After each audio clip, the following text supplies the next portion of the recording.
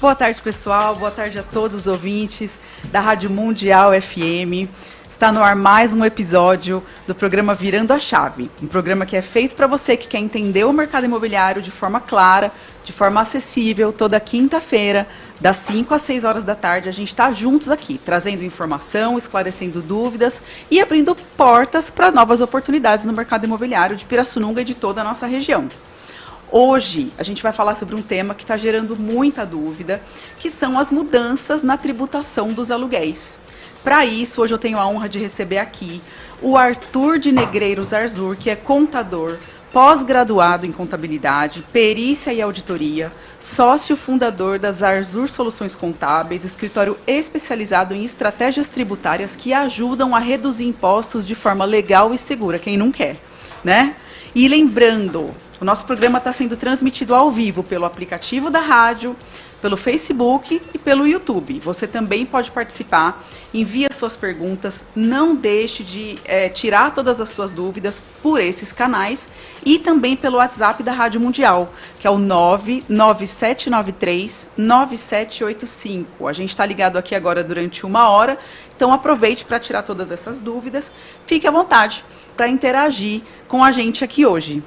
É importante também dizer, esse programa tem o patrocínio das Arzur Soluções Contábeis, especialistas em reduzir impostos de forma legal e segura para prestadores de serviços. Boa tarde, Arthur. Boa tarde, Milena, tudo bem? Bem, obrigada por ter aceitado o meu convite. Eu que agradeço pela oportunidade, por estar aqui e poder trazer a informação, né? A gente sabe que muita gente necessita dessa informação, talvez não esteja lidando de forma correta com a tributação de imóveis, e a gente está aqui para orientar da melhor maneira possível. Com certeza, e não é e a ideia aqui é trazer também não só a questão das mudanças na tributação para o ano que vem, mas como seria o correto hoje, porque tem bastante gente aí que não está declarando Sim. o aluguel, também porque tem dúvidas, então a gente pode traçar esse panorama de como deveria acontecer essa tributação hoje, né, e quais vão ser as mudanças para o ano que vem. Isso, né? A gente tem bastante mudança na base de dados da Receita Federal hoje. Então, eles estão trazendo as informações, né, para a base de dados para fazer um cruzamento cada vez maior das informações. Então, é importante se atentar a isso. É isso que a maioria das pessoas tem muita dúvida. Sempre, né, os clientes que entregam seus imóveis para locação, essa é sempre a primeira dúvida, né? Depois do preço. Depois do preço é essa. Depois do preço quanto eu vou pagar que eu tenho que pagar de imposto. Exatamente. Então eu entendo que agora a gente vai ter um CIB, né? Que é o Cadastro Imobiliário Brasileiro. Isso. Explica um pouquinho pra gente sobre isso, Arthur. O que é o CIB? Como é que ele vai mudar a forma que a Receita Federal acompanha os imóveis no Brasil? O CIB hoje, né, é um cadastro imobiliário brasileiro, como você disse, e ali a Receita tem na base de dados todas as informações dos imóveis, né? Onde é o imóvel, qual o valor, qual a porcentagem de cada dono do imóvel, e ela consegue trazer esse cruzamento de dados e ela coloca no Sistema Nacional de Gestão Territorial, que é o SINTER, que é outro sistema da Receita Federal. Então, assim, quando tem um imóvel, ele ganha o número de registro na Receita Federal, vamos dizer assim, que seria o CPF do imóvel, tá? O CIB. E ele fica na base de dados chamada SINTER. E o que a Receita Federal quer fazer com isso? Ela quer cruzar os dados de quem tem imóvel, faz a locação e não declara. Hoje a gente já sabe, a gente que está no ramo, que desde 1979 é obrigatório fazer a apuração do Carnê-Leão mensalmente. Quem recebe aí acima de R$ 2.428,01, né? E o pessoal acaba não fazendo muitas vezes por não saber dessa informação. E ali, o que vai acontecer com esse SINTER? A pessoa hoje, imagina que ela aluga o imóvel, mas o imóvel não está no nome dela. Porventura ela declara o imposto de renda. Aí ela combina lá que eu não vou declarar que eu pago aluguel para não cruzar os dados. Mas ela tem que informar o local da residência. E quando ela informa o local da residência, já vai ter esse cruzamento de dados e vai ter ali a locação presumida. A Receita Federal já está com a promessa de que em 2026 já vai trazer esse cruzamento de dados, né? Local de residência versus dono do imóvel pelo SINTER, lá pela base nacional. E vai identificar que o imóvel não é daquela pessoa. E vai pedir para se explicar. né? Provavelmente vai dar uma notificação de 30 dias ou mais e vai falar, ó, me explica, você está pagando aluguel, não está? Aí a gente chega naquela outra questão, que é o pagamento via Pix. Aí se já tiver o Pix, aí acabou, né? Porque a Receita Federal já tem acesso, já não tem mais aí como esconder da Receita Federal certas movimentações. Entendi. Vamos mastigar um pouquinho mais esse assunto para quem está ouvindo a gente, para que fique bem fácil de entender. Então vamos lá. Hoje, quando uma pessoa adquire um imóvel, ela vai passar a escritura desse imóvel, vai registrar a escritura junto ao cartório de registro de imóveis. Isso é a posse definitiva do imóvel, certo? Sim. Ela vai também informar no imposto de renda dela que ela adquiriu um imóvel, né? Sim, correto. Depois, ela decide alugar esse imóvel. Então, explica para a gente como que a Receita Federal vai buscar essa informação. Eu sei que você já explicou que é através do Sinter, mas assim, explica bem mastigadinho para a gente entender. Como que a Receita Federal vai entender que aquele imóvel que eu registrei em meu nome no cartório de Pirassununga ali está alocado para alguém e eu estou recebendo aquele aluguel? De duas maneiras pode acontecer esse cruzamento de dados, né? Pelo Sinter, né? Mas é muito pela declaração da pessoa que está morando no imóvel. É o inquilino. O inquilino, então. Tá. Então, se ele colocar na declaração de imposto de renda dele que ele mora que ele reside naquele lugar, já vai ter esse cruzamento, que seria já direto na base de dados da Receita Federal, porque transmitiu o imposto de renda, caiu lá na base de dados. Ah, entendi. Então ele não precisa necessariamente declarar que ele paga aluguel. Não. Ele só precisa colocar ali que é o endereço dele. Que é o endereço dele, justamente. Entendi. Essa é a nossa preocupação, né? Que a gente está tentando alertar o pessoal, né? Porque não basta combinar lá, não vou lançar, que não vai dar problema. Exato, que é o que a maioria das pessoas faz isso hoje, né? E o outro fator que a Receita Federal já quebrou o sigilo bancário já tem alguns anos é a movimentação bancária. Sim. Então, você recebe aluguel, a pessoa aluga o imóvel, recebe via Pix, né, o inquilino paga através de Pix, então já tem aquele cruzamento das informações. É o que a gente fala que a Receita Federal não tem braço para tudo, mas chega um momento que se gera um gatilho aqui, gera outro gatilho ali. É bem provável que a Receita Federal, num determinado momento, vai chegar nessa informação por completo. Isso que a gente tem que ficar bem atento. E a Receita Federal, assim, ela vai dando corda. Aí ela coloca o sistema para funcionar em 2026, às vezes prorroga para 2027, mas quando ela coloca, ela pode retroagir 5 anos a fiscalização. Então aí a coisa fica muito maior, né? Se der um problema financeiro ali, uma cobrança de imposto, retroage a 5 anos, aí é 5 anos de imposto atrasado, mais a multa de ofício, se você não cumprir a notificação, que pode chegar até, dependendo do caso, até 290% em cima do valor do imposto devido. Nossa, agora já deve ter bastante gente aí de cabelo em pé. Tem. Né? Porque, gente, não basta simplesmente combinar com o seu inquilino, olha, ninguém vai declarar. Não. O inquilino vai colocar que ele está declarando o imposto de renda e que o endereço dele é o do imóvel locado, aí pronto, já é suficiente. Já, né? É o suficiente. Interessante, super interessante essa informação. Agora, vamos trazer para a nossa realidade hoje. Qual seria a maneira ideal, então, de fazer a declaração da locação hoje, 2025? Conta pra gente isso. Hoje a declaração da locação, né, desde 1979 até então permanece, é através do Carnê-Leão. Aí quem que está obrigado a fazer o Carnê-Leão? Quem recebe rendimento como pessoa física, recebe de pessoa física também. Tá? E o que acontece? Está obrigado a apurar o Carnê-Leão quem recebe, aí como a gente está falando de aluguel, acima de R$ 2.428,80.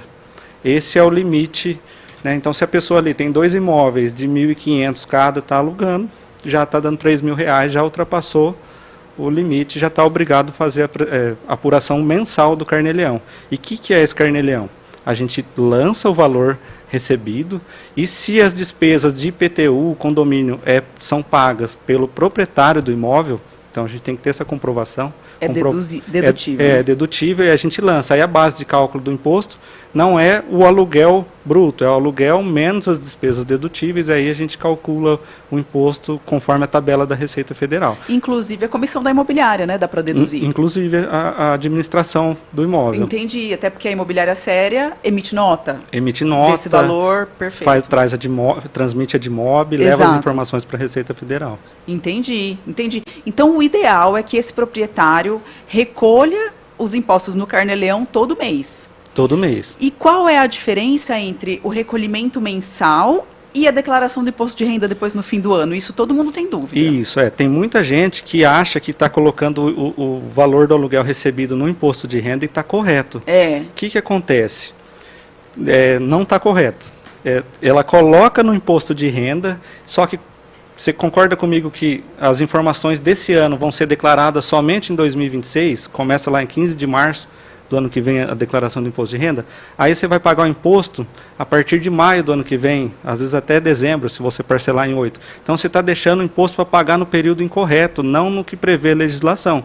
A legislação prevê a apuração do Carnê-Leão, imposto da locação recebido de janeiro, você paga até o mês de fevereiro, até o último dia de fevereiro. Então, assim sucessivamente. Você deixando para colocar só no imposto de renda, a Receita pode te cobrar multa e juros de todo esse período, quase um ano de atraso desse imposto. Então, tem toda essa tratativa. Entendi. Lá no imposto de renda, como que eu faço? A gente apura o Carnê-Leão mensalmente, leva todas as informações, recolhe o que tem que recolher em março do ano seguinte, quando a gente vai declarar. A gente exporta as informações do Carnê-Leão. Na verdade, hoje já está entrando automatizado. A gente loga com a senha do Gov ou com a procuração. Essa informação já entra dentro do imposto de renda. E ali a gente faz o ajuste. Porque muitas vezes ele tem o imóvel, tem a locação, mas ele é aposentado ou tem um outro tipo de rendimento. Aí a gente ajusta a base de cálculo, vê se pagou mais, se pagou menos. A alíquota vai mudar, né? Vai mudar, e se tiver que restituir, ele restitui, ou se tiver alguma diferença de imposto, a gente apura ali. Interessante. A maioria dos proprietários hoje faz a declaração, quando faz, né? No imposto de renda, mas é importante essa informação do Arthur, pessoal. Eu costumo deixar bem claro, principalmente para os clientes lá da imobiliária, a importância de apurar de fazer o pagamento no Carnê-Leão, porque a pessoa pode ter problemas depois na declaração de imposto de renda, né? E ela não pode alegar que não foi instruída, né, Arthur? Isso, Quais são, lá no seu trabalho, no dia a dia, você que está lidando com isso todo dia, o que é que você vê como um erro comum? Quando as pessoas chegam lá e falam, olha, eu tenho um imóvel locado, qual é o erro mais comum que você pega lá no seu escritório? O mais comum é não fazer o Carnê-Leão. Aí o segundo no ranking seria colocar só na declaração de imposto de renda a informação. Sim. Aparece muito o imposto de renda lá, ele traz o informe da imobiliária, né, para colocar, e aí a gente já chama ele para fazer uma reunião e explicar, falar, ó, você está achando que você estava correto, talvez você que fazia a declaração não tinha conhecimento, funciona assim, assim, assado, tem que fazer a apuração do Carnê-Leão e conscientiza ele, e aí passa essa orientação, ele toma a decisão se ele quer apurar o Carnê-Leão ou se quer manter dessa maneira. Entendi. E a pessoa, para fazer a apuração do Carnê-Leão, ela precisa necessariamente ter um contador? Porque imagina, aquele senhor que tem um imóvel, uma casa simples que ele aluga para um cunhado, sabe, vizinho da casa dele, sabe essa situação? A pessoa que não tem um contador, como ela faz para resolver essa questão? Que não tem um contador, ela pode procurar a gente, né? Que a gente vai estar lá para ajudar. Mas ela não precisa ser necessariamente profissional da contabilidade. A pessoa pode acessar com a senha do Gov, o portal ECAC da Receita Federal, e ali ela consegue acessar a aba ali de Carnê-Leão e fazer essa apuração. Tá? É bem tranquilo. Lógico que a gente que está nesse ramo sabe das deduções, o que é dedutível, o que não é, já está lidando com aquilo ali todo dia, então fica bem mais fácil da gente bater o olho e trazer talvez uma redução tributária significativa. Talvez fique mais barato para a pessoa, né? Sim, Porque ela pode ter tido gastos com aquele imóvel, né? Que eventualmente são gastos que é possível deduzir e você pode ajudar nesse sentido, né? Isso, a gente mantém, hoje, a gente tem diversos clientes que apuram Carnê-Leão conosco lá de aluguel, e a gente mantém tudo arquivado já, né, no nosso arquivo eletrônico, lá, já direto na nuvem, porque a gente trabalha pensando que a Receita vai pedir comprovação. Pois é. Então, a gente não lança um recibo inválido, bloqueou a restituição dele, falou, ó, me apresenta os comprovantes das suas despesas. Então a gente já tem tudo na pasta separado por mês, está facinho de passar para a Receita Federal e resolver e já liberar. É importante porque muitas vezes a imobiliária também tem dificuldade de explicar isso para o cliente. Assim, não dificuldade de explicar, me expressei mal, mas dificuldade de fazer a pessoa entender a importância. De conscientizar, De conscientizar, porque depois, quando a Receita Federal aparece e pede explicação, aí o cliente aparece desesperado na imobiliária. Mas vocês declararam? Não, muitas vezes o próprio inquilino já fez a parte dele. Sim. E a gente não pode solicitar ao inquilino que sonegue um imposto, né? Isso não existe. Então, não adianta a gente ter um imóvel locado, daqui para frente não vai ter muito escapatório. Não, a Receita está de olho. Eu falo que ano passado a Receita ficou muito de olho em profissional da saúde, com questão de recibo, lançava muito recibo médico que não existia, né? Mas agora a Receita virou o olhar para os imóveis. Tanto que tem Sinter, CIB, criou esse cadastro. Sim. Porque muita gente alugando imóvel sem declarar e achando que vai ficar assim para sempre. Que vai ficar tudo bem. Né? E a Receita Federal não está dando brecha para ninguém. E a gente quer o quê? Quer dormir tranquilo, né? Exatamente. Não quer ter problema. Ô Arthur, e me diz uma coisa, imagina que a pessoa no dia 10 de setembro recebeu então o aluguel do inquilino dela, recebeu R$1.000. Então, nesse dia, a partir do recebimento desse valor é que ele vai fazer a apuração do Carnê-Leão, então ele tem até 30 de setembro para fazer a apuração. Ele recebe o aluguel, por exemplo, em agosto, e a gente faz o Carnê-Leão quando fecha o mês. Então a gente lança em setembro a informação. Tá? Só que a gente lança lá informando que é de agosto o recebimento. Tá. E as despesas dedutíveis também. Tudo a regime de caixa que a gente fala. Sim. Na data que recebeu o pagamento que vai ter a tributação. Tá. Mas a gente apura no mês seguinte e gera guia e disponibiliza para o cliente. Ou ele entra lá e consegue fazer a emissão. Então, por exemplo, agora nós estamos finzinho de setembro. Então ainda dá tempo de fazer a apuração do Carnê-Leão para valores que foram recebidos em agosto. Isso dá tempo, está em tempo ainda. Interessante. Bom, vamos lá, vamos falar um pouquinho então das novas regras para 2026, né? A gente explicou como é que seria o mundo ideal hoje, né? E tem muita gente declarando, né, Arthur? A gente não está aqui só para... principalmente para alertar quem não declara, mas tem muita gente aí fazendo a lição de casa, né? Tem. Em 2026, então assim, além do Carnê-Leão, passam a incidir 2 novos impostos. Isso. Né? Explica um pouquinho para a gente. O que acontece? IBS e CBS. Desculpa te interromper. IBS e CBS. Bom, a Receita Federal pretende permanecer com a apuração do Carnê-Leão, com a tributação do imposto de renda, mas também vai incluir o IBS e CBS. Agora que a particularidade é o seguinte, quem tem bastante aí receita com aluguel, ou seja, quem recebe aí em torno de R$20 mil por mês de aluguel, a Receita colocou lá que vai ter que pagar também o IBS e CBS, ou seja, quem ganha mais de 240 mil no ano vai ter que pagar o Carnê-Leão, vai ter que informar no Carnê-Leão, mas também vai ter que pagar o IBS e o CBS. Essa que é a dor que está vindo para 2026. E aí a gente tem vários clientes com valores até superiores a esse, né? Isso. Porque são investidores, pessoas que fizeram a vida, né, adquirindo imóveis, e a renda principal da pessoa acaba sendo, por exemplo, o aluguel. Então é esse cliente que a Receita está mirando agora, né? Agora é esse cliente. E aí que entra a preocupação da gestão tributária. Então a pessoa tem que já parar para pensar, eu sei que acaba deixando para depois, mas sentar, fazer uma análise tributária para ver se não é o momento de tomar uma decisão ou de criar uma holding, a gente avaliar se os imóveis que ele faz a locação é de uso residencial ou é de uso comercial ou é de uso por temporada, porque além da Receita estar fazendo querer fazer essa cobrança a partir de 2026 para quem recebe mais de 240 mil de aluguel, a Receita Federal também vai continuar cobrando o Carnê-Leão, então a gente precisa ter esse olhar bem de perto para ver essa questão da gestão tributária. Exato. Até porque existem maneiras de diminuir essa tributação, né? Então, nessa hora, a pessoa tem que estar acompanhada de um bom contador, né? E até que eu ia tocar aqui, em relação aos imóveis residenciais. Nesse caso, para o ano que vem, imóveis residenciais, a gente vai ter 70% de redução no IBS e no CBS. Então, voltando nesse tema aí do IBS-CBS, o que acontece? A Receita Federal já publicou que o IBS vai ser entre 26,5% e 28%. Nossa, é mais do que o imposto de renda. Aí você para pensar, ele já tem que pagar o imposto de renda, que a gente sabe que a tabela vai até 27,5%. Aí ele vai ter que ser onerado com mais o IBS e o CBS. Aí entrou uma redução tributária, que eles também publicaram lá. Quem tem imóvel residencial, a gente vai disponibilizar uma redução tributária nessa alíquota do IBS e CBS de 70%. Então, quem faz locação de imóvel residencial, a alíquota vai cair de 28% para 8,4%.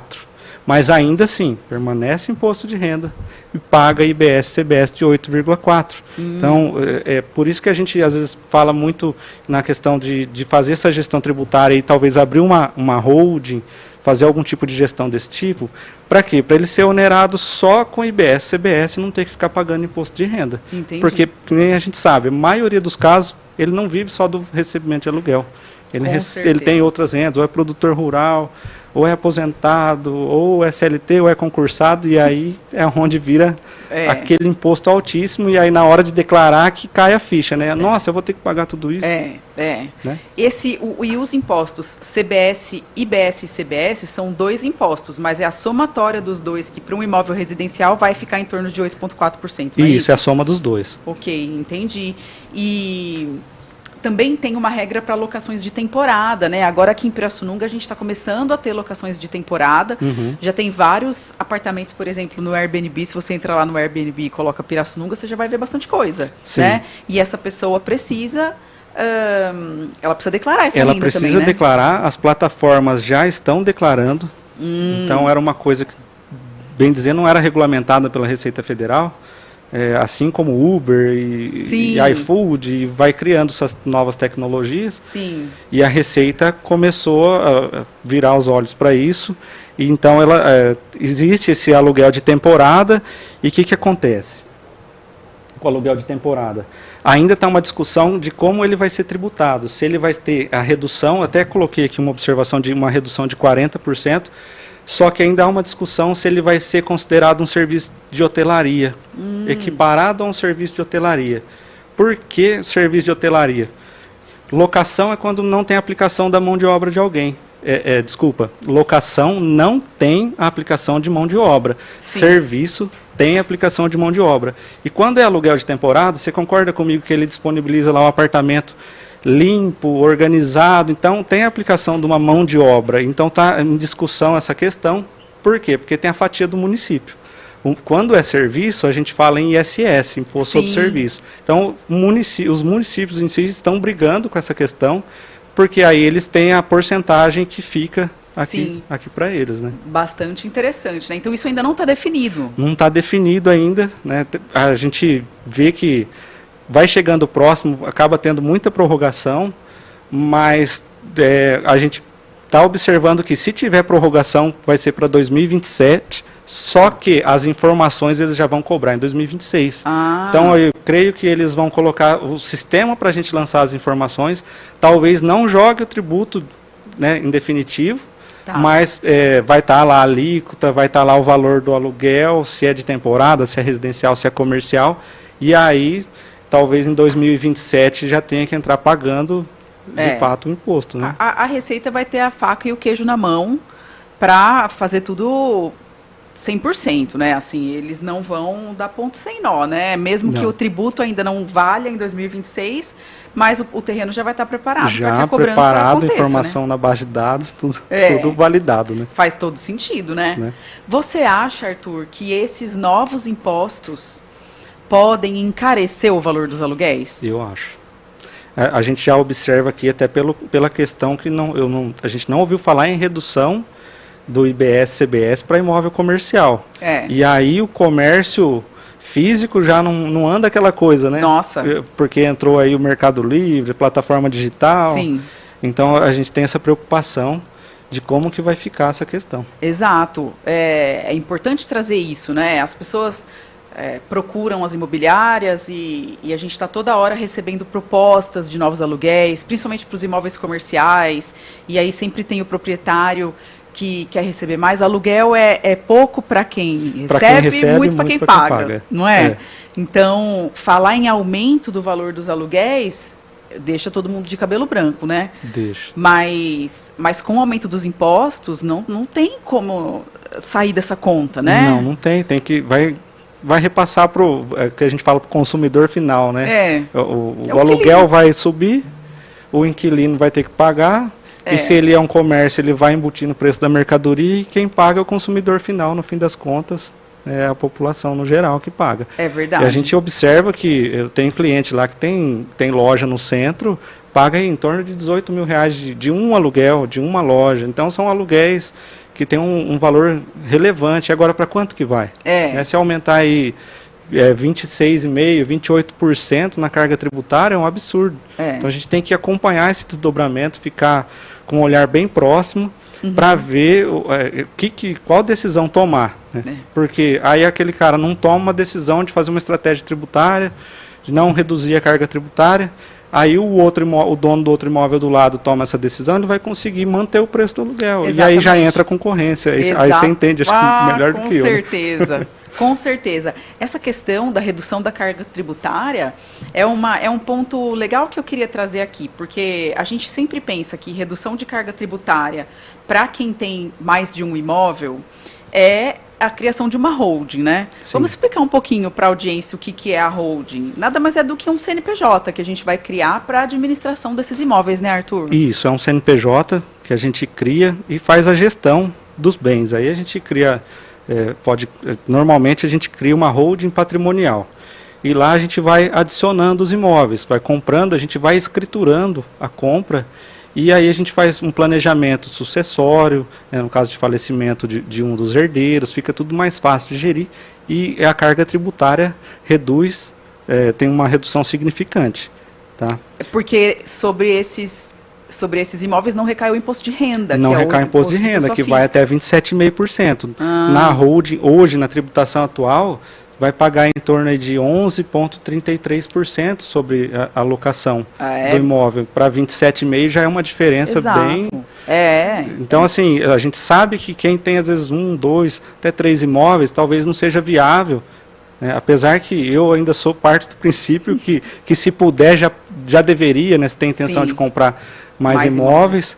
Mas aí a gente faz uma análise tributária, senta com a pessoa, com a família, conversa, vê quantas pessoas fazem parte da família, quais são os bens, os imóveis que vamos colocar lá dentro. Né? Faz uma análise completa de todos os aluguéis que recebe e faz a comparação. Ó, você vai reduzir tanto de imposto. Hoje você paga 40, 50 mil reais de imposto de renda, no CNPJ você ia pagar 15. E aí a gente traz esse comparativo e mostra que mesmo tendo um custo de uma contabilidade para fazer a entrega das declarações da holding, que compensa. Né? Então a gente não orienta o cliente. Se a gente chega num resultado que não compensa, a gente deixa bem claro. Acho que esse é o nosso diferencial. A gente não está lá só para ficar ganhando o cliente ali a todo custo, né? Mas ninguém que presta serviço pode fazer isso, né, Arthur? Ninguém que presta serviço pode simplesmente querer ganhar um cliente hoje, verdade, né? Mas é interessante isso que você está falando, porque tem bastante gente que ainda acha que a holding é um fantasma, né? Sim. Tem muita gente com mais de 3, 4 imóveis. A pessoa, como eu falei, fez a renda da vida, né? Às vezes é a renda da família toda. Aqueles imóveis, e a declaração de imposto de renda é pesada para quem tem 3, 4, 5 imóveis, né? Então a holding, como o Arthur falou, nada mais é do que um CNPJ que vai administrar todos esses imóveis, que vai receber esses aluguéis. Isso. E as pessoas da família, eles fazem parte da holding como uma porcentagem. Com uma porcentagem, como sócios, né? Então essa pessoa da família vai ser sócio. Então tem o pai, a mãe, o filho, a filha. Isso. Né? Eles vão ser sócios em 25%, por exemplo, naquela holding. E depois é até interessante, porque você, pai, vai deixar um imóvel para o seu filho, você tem duas maneiras hoje, se você não for se você não tiver uma holding, você vai simplesmente fazer a doação desse imóvel para o seu filho através de uma escritura pública, e aí entra um imposto chamado ITCMD, né? Ou então você vai fazer uma venda de um valor simbólico, enfim, para o seu cliente, para o seu filho, que também envolve custos de cartório e escritura, né? E isso também vai gerar imposto. Vai gerar imposto. E dependendo do valor da doação, também gera imposto sobre a doação, né? Exatamente. Então, hoje, doar imóvel ou passar para um filho via uma compra normal gera bastante imposto. Na holding, não. Na holding já existe um planejamento sucessório, que se o pai ou a mãe, por exemplo, deixam de falecem, o imóvel já passa para os outros sócios, não é isso? Isso. E o que acontece? O que a gente tem que pensar?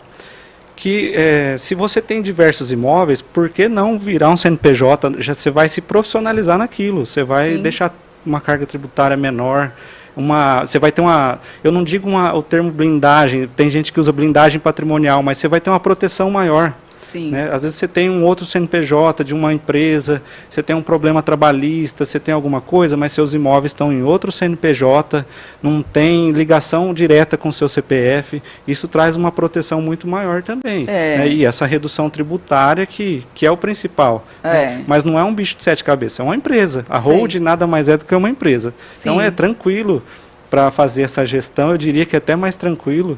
Por quê? Porque a gente lá no escritório que tem que se preocupar, comprou imóvel, traz o documento para a gente escriturar, ou fazer um aporte de capital, ou incluir no contrato social. É a gente que vai ter essa preocupação.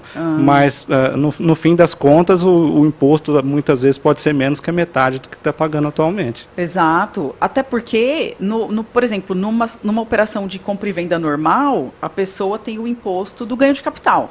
Né? E esse ganho de capital, muitas vezes, é a grande dor de cabeça da maioria dos clientes. Né?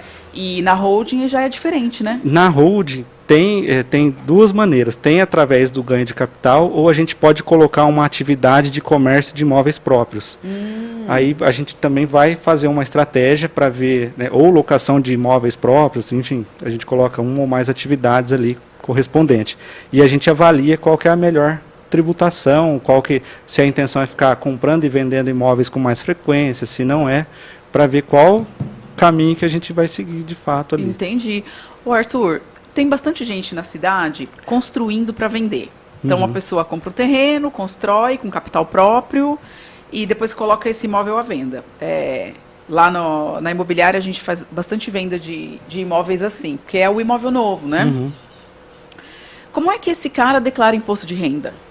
Como é que ele coloca isso no imposto de renda? Como é que deveria ser o ideal dessa tributação? O ideal seria ele documentar toda a construção desse imóvel. Então, ele vai comprar o terreno. Ele registra lá, faz o registro pelo valor que ele pagou de fato no terreno e guardar todas as notas fiscais que ele gastou para construir. Por quê? Até entra nessa questão do ganho de capital. A gente não pode, se a gente vende um imóvel, comprou lá por 100, entre terreno, construiu lá, gastou 100 mil, aí ele vende por 150, ele tem o ganho de capital. Para não ter o ganho, a gente só pode ajustar o valor do imóvel com benfeitorias. Tá? Então, seria uma ampliação, né, uma reforma, mas para isso a gente tem que ter todos esses documentos fiscais, porque a gente vai colocar no programa, seja ele lá do ganho de capital ou do imposto de renda. Muitas vezes o que acontece? Compra num ano o terreno, no outro ele constrói. A gente vai aumentando esse valor no imposto de renda. Mas como que eu aumento o valor do bem se eu não tenho documento fiscal? Então não basta eu colocar lá, o programa aceita tudo, né? Aí a gente coloca, mas orienta o cliente, você tem os documentos fiscais que comprovam essa construção? Ah, não, eu tenho, então aqui as notas fiscais. Ele já traz a soma lá, gastei 100 mil reais. Então eu tinha pago 100 mil no terreno, 100 mil ele gastou com a construção, 200 mil. A gente vai atualizando até ele concluir e sair o habite. E aí quando ele vende, talvez a venda, o ganho de capital dele seja muito menor. Porque o ganho nada mais do que o custo do imóvel e a diferença do valor da venda. Sim. Então a gente tem que manter, seja imóvel, que nem você citou, que foi recém-construído, ou um imóvel antigo, a gente tem que diminuir ao máximo essa diferença, para que não tenha um imposto tão grande. Mas a única maneira, a Receita não permite trazer ao valor de mercado. Então a gente tem que lançar as benfeitorias. Então o pessoal vira e mexe, eu construí um quarto, construí um banheiro, fiz uma piscina, mas você guardou a nota? Não pedi nota. Aí a hora que vai pedir a nota, aí já foi. Já foi. Né? Eu sempre oriento os clientes, porque como a gente não pode colocar valor de mercado ali, assim, voltando um pouquinho, o imóvel está sempre valorizando. Sim, né? Está sempre valorizando, principalmente quando a gente faz uma compra de oportunidade, por exemplo, em uma situação, digamos, um condomínio que está lançando, dali um ano, aquele imóvel já aumentou 30%, digamos, no valor. E a gente não pode colocar esses 30% ao bel prazer na declaração de imposto de renda. Não, né? não pode. Então, eu sempre oriento o cliente, fez uma piscina, melhorou um banheiro, guarda tudo. Guarda a nota fiscal, quando for fazer a apresentação da declaração de imposto de renda, leva para o contador para ele atualizar as informações. Sim. Né? A gente vê muito, na época de imposto de renda, um atrás do outro, o pessoal chega lá, fala que construiu e não guardou nota, reformou e não guardou nota. Guarda nota, a gente aumenta o valor do bem e quando for vender, não tem uma diferença tão grande. Sim. O que acontece lá no ganho de capital? Quando a gente lança a informação, a gente consegue colocar as datas das benfeitorias e como se fosse uma justificativa do porquê que aumentou o valor do imóvel. Então a gente vai inserindo, na data tal teve uma ampliação. Aí você concorda que lá teve um engenheiro que fez o projeto, protocolou na prefeitura, gerou toda a informação, então a gente acaba tendo uma documentação comprobatória de tudo isso. Até a nota fiscal do serviço do próprio engenheiro, do serviço do engenheiro, tudo conta. A nota fiscal da comissão da imobiliária, tudo isso conta, tudo isso conta. Essa... E aí a gente coloca lá no ganho de capital, e quando a gente vai apurar, ele pega o valor da aquisição, mais as benfeitorias, menos o valor da venda. Se teve ganho, vai gerar o imposto. Só que quanto mais antigo o imóvel, que é interessante comentar, quanto mais antigo o imóvel, menor é a base de cálculo. Porque teve inflação lá de 1980, 1990, mudou a moeda. Então, o próprio sistema do ganho de capital, quando a gente informa, coloca essas informações, ele já traz algumas reduções tributárias quanto mais antigo for o imóvel. Então a pessoa tem um imóvel de família que era do avô, do bisavô, tinha sido registrado em cruzeiro. Foi registrado em cruzeiro. Tem muita matrícula assim, né? Aí a gente tem que fazer a conversão da moeda pelo site do Banco Central, lançar lá, só que aí fala, nossa, o imóvel custava R$1.000, hoje vale 500 mil. Aí dá aquele ganho de capital de 499 mil. Aí o próprio ganho de capital já tem essas reduções. Para imóveis antigos. Para imóveis antigos. É interessante isso, porque os imóveis vão passando de gerações nas famílias, as pessoas vão fazendo benfeitorias, não declaram nada, e depois o imóvel vale R$1 milhão, porque normalmente esses imóveis antigos são super bem localizados, né? É verdade. E aí na hora que a gente vai vender, o cliente se depara com um valor enorme de imposto a pagar, né? Isso, Então isso dá para ser resolvido, né, Arthur? Dá. Teve um caso agora em dezembro, até dezembro, foi uma brecha que a Receita Federal abriu agora, foi até dezembro, que ela permitiu que os contribuintes trouxessem o valor do imóvel a valor de mercado e ele cobrou a alíquota hoje do ganho de capital, de forma geral, é 15%, agora eu não me recordo, mas acho que a Receita cobrou 6%. Para trazer a valor de mercado. E bem nessa ocasião, o meu sogro estava negociando a venda do imóvel, a gente conseguiu trazer a valor de mercado antes dele fazer a venda, recolheu 6% e quando ele vendeu sem o ganho de capital. Olha que interessante. Então é interessante ficar atento a essas brechas, a essas tratativas, a esses comunicados da Receita Federal, para aproveitar, né? Às vezes você está em negociação com o imóvel, mas você não atua no ramo da contabilidade, não sabe. Então é interessante a pessoa pensar, vou vender o imóvel, deixa eu falar com o contador, ou deixa eu falar com o engenheiro, deixa eu falar com a imobiliária. Exatamente. Para ver como que eu posso estar fazendo. Exatamente. Né, pra ter é uma interessante redução. isso. Você divulga esse tipo de coisa, Arthur? Por exemplo, essa questão de trazer o imóvel para o valor real é super interessante. Né? Você coloca lá, por exemplo, no seu Instagram. Coloco no Instagram, nas redes sociais. A gente tem listas de transmissões de quem já faz o imposto de renda conosco. Sim. E a gente já manda, puxa pela tag lá, imposto de renda, e já Legal. passa para os clientes. É Zarzur Contabilidade o seu Instagram, né? Isso, @Zarzur Contabilidade. É super importante, porque isso daí, gente, imagina, resolveria, se as pessoas estão atentas a isso, resolveria o problema de muita gente. Quando um vendedor chega lá no meu escritório e pergunta quanto eu vou pagar de imposto para vender o meu imóvel, a gente já tenta ajudar da melhor maneira, né? Uhum. Mas acontece muito do comprador querer financiar o imóvel. E ao financiar, não tem como esconder valor de imóvel nenhum. Isso não faz, né, não faz sentido. A pessoa vai financiar 500 mil, 500 mil é o valor do imóvel. Precisa que registre naquele valor. Exatamente. Não tem como escapar. O registro tem que ser naquele valor. Então, e eu tenho visto cada vez mais vendas em valor real, com a documentação em valor real. E é muito diferente do que era no passado, que usava-se muito o venal. O pessoal tem aquela ideia do venal, valor venal. Não, esquece, é o valor da negociação que tem que ser colocado ali. O valor venal, só para esclarecer aqui para o pessoal, é o valor que está no seu carnê de IPTU, gente. Aquele valor ali é um valor determinado pela prefeitura, muitas vezes há muitos anos, né, para fins de tributação do IPTU. E esse valor, ele não tem nada a ver com o valor da negociação do imóvel, nem do valor que vai na certidão de matrícula, né? E muito menos no valor que vai no seu imposto de renda. Então, ele só serve para fins de tributação do IPTU mesmo, né? Só para isso.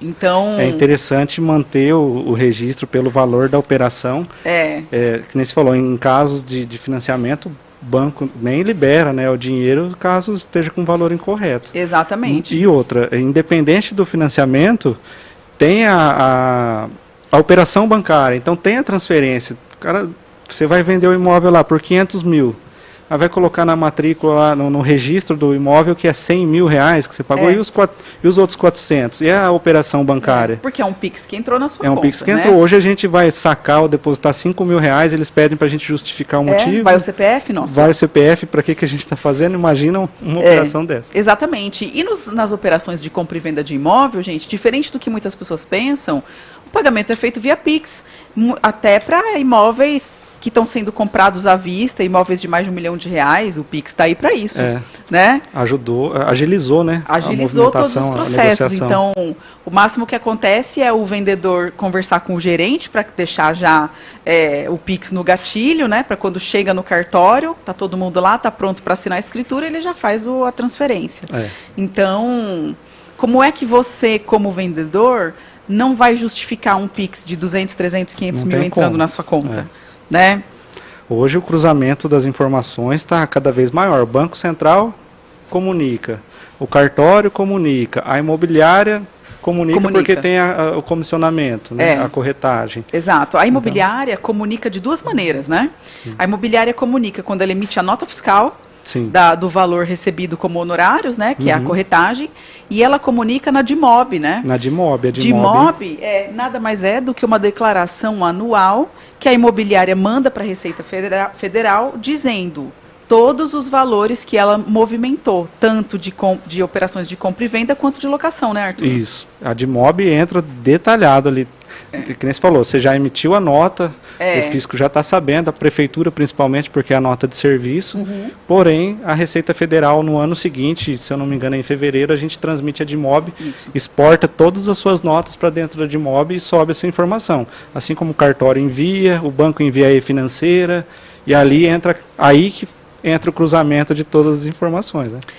Não tem saída, né, Arthur? Não, cada vez o cerco está fechando. É verdade.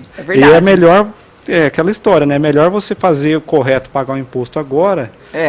Não que eu goste de pagar imposto, também não gosto. Eu tenho que pagar também, não tem jeito. Não escapo. Né? Do que você ter uma surpresa daqui 5 anos. Imagina cobrar uma diferença de um ganho de capital de 5 anos atrás, com multa, juro, multa de ofício. Aí, da onde você vai tirar? Às vezes você aplicou o dinheiro, você não pode retirar naquela data específica e vira aquela dor de cabeça. Né? Tem uma fala que eu gosto muito de dizer para os meus clientes, porque eu tenho... sempre que um cliente compra um imóvel, ele recebe um carnê de IPTU, né? Então, eu sempre costumo, quando a gente entrega, né, toda a documentação para o cliente, é uma conta para pagar ali, que ele vai ter para o resto da vida, enquanto ele tiver aquele imóvel, né? E eu me lembro uma vez que o meu pai disse para mim, no começo do ano a gente tinha lá os carnês de IPTU para pagar, e eu falei, nossa, né, agora tem mais essa conta, enfim, tem essas contas aqui para pagar, alguma situação assim que eu fui dizer para ele, ele falou, olha, toda conta tem que vir com um sentimento de gratidão, porque se a gente tem aquela conta para pagar, é porque o imóvel está lá. Alguma coisa, né? Exatamente, não é? É. Claro, ninguém gosta de pagar. Se está pagando imposto é porque você está ganhando, né? Exato, é então, porque tem, porque né? tem. Se está pagando um imposto sobre o aluguel é porque está recebendo, né? Então, a gente tem orientado bem todos os clientes justamente para que depois, em uma situação que a pessoa está frente a frente aí com a Receita Federal, para não aparecer desesperado lá no seu escritório, para não aparecer desesperado lá na Delta, não é?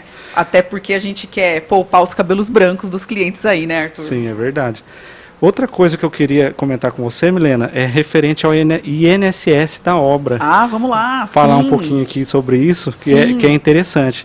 O pessoal constrói, muitas vezes não coloca na matrícula, porque até então estava exigindo as certidões de INSS, certidão da prefeitura, não registra na matrícula que fez aquela construção. Sim.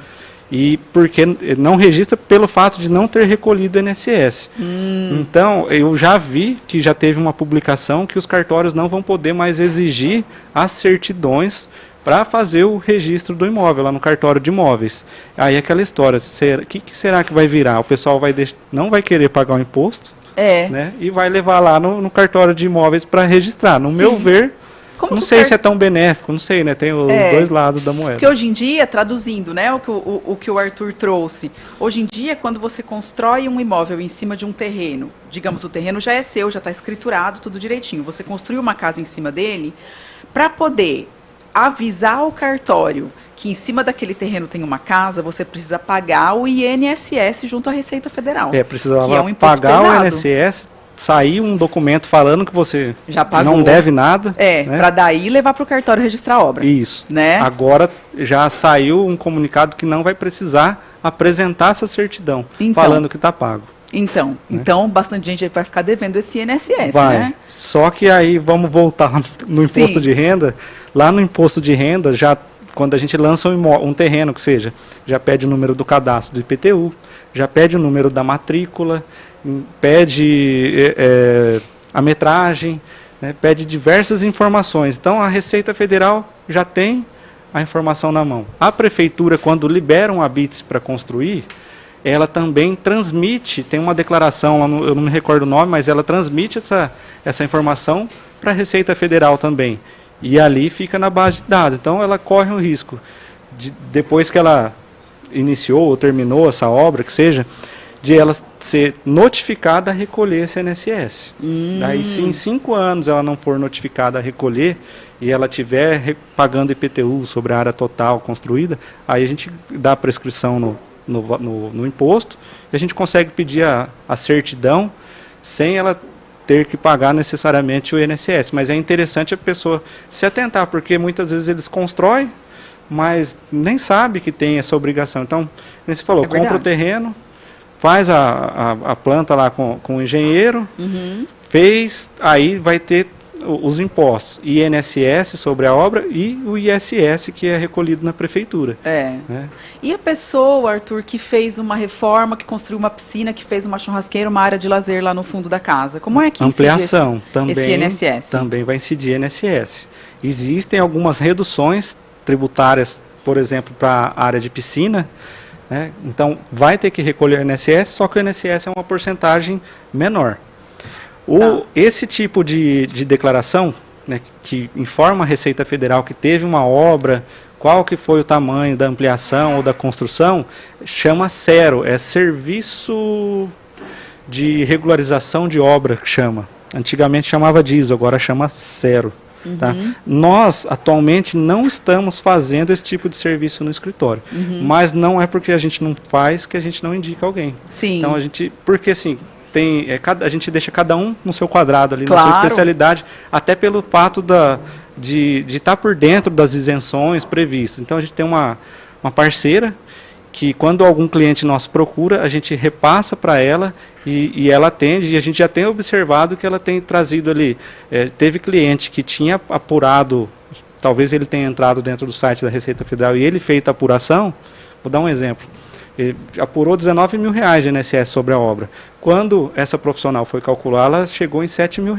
Nossa, que diferença. Porque tinha piscina tem redução, eu vou falar aqui, só como exemplo, mas talvez sacada, tem a redução. A garagem, se ela não for ligada ao corpo da casa, tem redução. Então tem ali um manual de mais de 200 páginas na Receita Federal, do Cero, falando de todas as reduções, se você usou laje pré-moldada, se não usou. Então tem muita particularidade que a gente que dá para observar e trazer redução tributária. Não é só ir lá preencher a metragem e recolher, não, porque você vai estar pagando muito mais imposto. Então vale a pena investir num profissional que tem esse tipo de conhecimento para estar fazendo essa apuração. Porque o barato pode sair caro, né? O barato Sim. pode sair caro. Interessante isso, né? E me diz uma coisa, o não recolhimento desse INSS pode eventualmente gerar pendências no CPF do dono dessa obra? Pode. O que acontece? A Receita Federal pode trazer uma notificação. Hoje as notificações vêm tudo por meio eletrônico, não vem mais necessariamente no endereço da pessoa, a pessoa às vezes nem fica sabendo. E aí, se a pessoa não atende a notificação da Receita Federal, vamos supor que a Receita deu 30 dias ali para ela, identifiquei que você não recolheu o INSS. A própria Receita vai fazer a apuração desse imposto, só que aí entra a multa de ofício, que é a penalidade, que é onde a gente frisa que entra até 290% em cima do valor devido, dependendo do tipo do tributo, da contribuição. Então aí onera muito. Então eu já tive caso aí que já passou lá, que o cara quando chegou lá já tinha recebido a multa de ofício, uma dívida que era 4, virou 11. Aí 3 imóveis deu 30 mil. Nossa. Sabe assim? Então chega já direto pela caixa postal. É interessante que a pessoa que tem imóvel, que faça construção com frequência, ainda mais com bastante frequência, vá até um escritório de contabilidade ou acesse o site da Receita Federal e coloque o telefone e o e-mail, porque toda vez que a Receita Federal manda uma notificação, algum tipo de mensagem, notifica a pessoa no celular e no e-mail. No Gov, né? No Gov, é uma intimação. E vai cair no CPF. Por fim, eles lançam essa dívida. Se dentro de 2 ou 3 meses que venceu esse imposto que o fiscal lançou, se não paga, cai na Procuradoria-Geral da Fazenda Nacional, na PGFN. Sim. Então cai na dívida ativa. Quando cai na dívida ativa, aí já vincula a CPF. Faz todo sentido. Inclusive, quando a gente vai fazer, por exemplo, uma venda de um imóvel, a gente tira a certidão, né? E é nessa certidão do vendedor que vai dizer se essa pessoa é devedora ou não. Isso. Porque, eventualmente, os débitos da pessoa podem recair sobre os próprios imóveis que ela tem. Sim, pode recair sobre o imóvel, justamente. Né? Caiu na dívida ativa, vai vincular o CPF.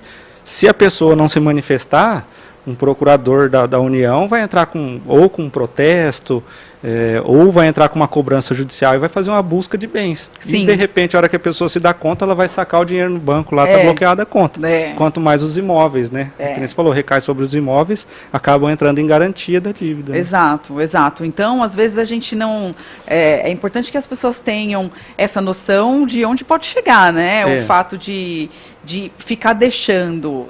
A gente vê, por exemplo, chegam clientes às vezes lá no escritório que adquiriram um terreno no passado, construíram uma casa, mas a casa não tem planta, a casa não tem nada. Não está registrado na matrícula. Não está registrado na aí matrícula, ele não está tem precisando nada. vender porque talvez esteja precisando de dinheiro, aí o banco não aceita o financiamento porque a casa não está regularizada. Exatamente. E vira aquela coisa. Exatamente. Então, o que eu gosto de dizer sempre para o cliente? Nessa hora, acho que o primeiro profissional que essa pessoa tem que procurar é o corretor. Né? O corretor vai fazer esse mapeamento. Vai ter esse olhar. Né? Vai ter esse olhar, porque a gente vai precisar de um engenheiro para fazer a planta, a gente vai precisar da entrada na da entrada na prefeitura, aprovar essa planta, e depois tem uma série de passos, até chegar no colo do contador. Né? Então, esse é um barato que sai caro. Mais vale começar certinho do que deixar passar tudo. Na hora de vender o imóvel, você tem um problemão. Sim, é né? verdade. Com certeza. E todos os profissionais envolvidos têm um problemão também, né? Mas enfim, a gente está aí para isso, né, Arthur? A gente está aqui para ajudar o pessoal, trazer a realidade, mostrar de fato a importância de tudo isso, né? É que nem eu falo, não é confortável pagar imposto, não é.